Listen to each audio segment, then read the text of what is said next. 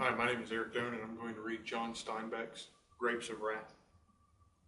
Tom and Willie and Jewel, the half-breed, sat on the edge of the dance floor and swung their feet. "I got a sack of Durham," Jewel said, "like a smoke." "I sure would," said Tom. "Ain't had a smoke for a hell of a time." He rolled the brown cigarette carefully to keep down the loss of tobacco.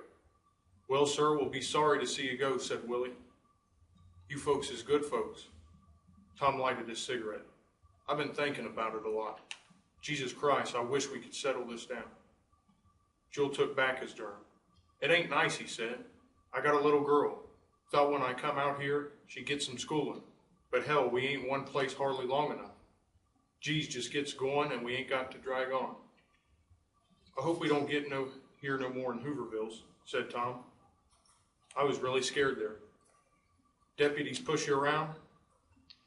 "I was scared I'd kill somebody," said Tom. "Was only there a little while, but I was a stewing around the whole time.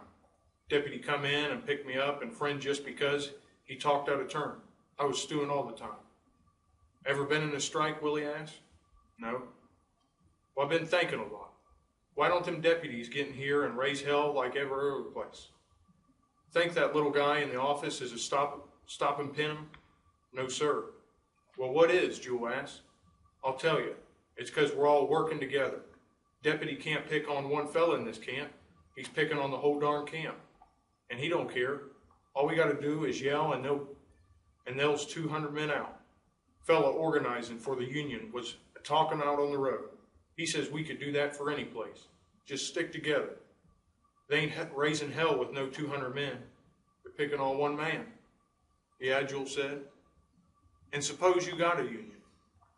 You got to have leaders. They'll just pick up your leaders, and where's your union?"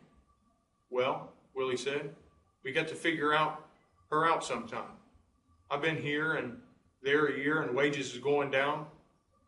Right on. Fella can't feed his family on his work now. It's getting worse all the time. It ain't going to do no good just to sit around and starve. I don't know what to do. If a fella owns a team of horses, he don't raise no hell if he got to feed them where they ain't working.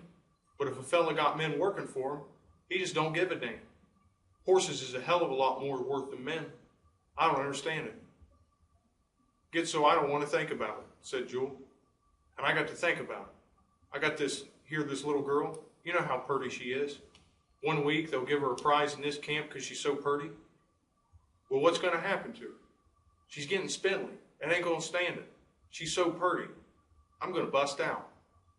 "How?" Willie asked. "What you going to do, steal some stuff and get in jail? Kill somebody and get hung?" "I don't know," said Jewel. "Gets me nuts thinking about it. Gets me clear nuts." "And I'm going to miss them dances," said Tom. "They were some of the nicest dances I've ever seen. Well, I'm going to turn in. So long. I'll be seeing you someplace." He shook hands. "Sure will," said Jewel. "Well, so long." Tom moved away into the darkness.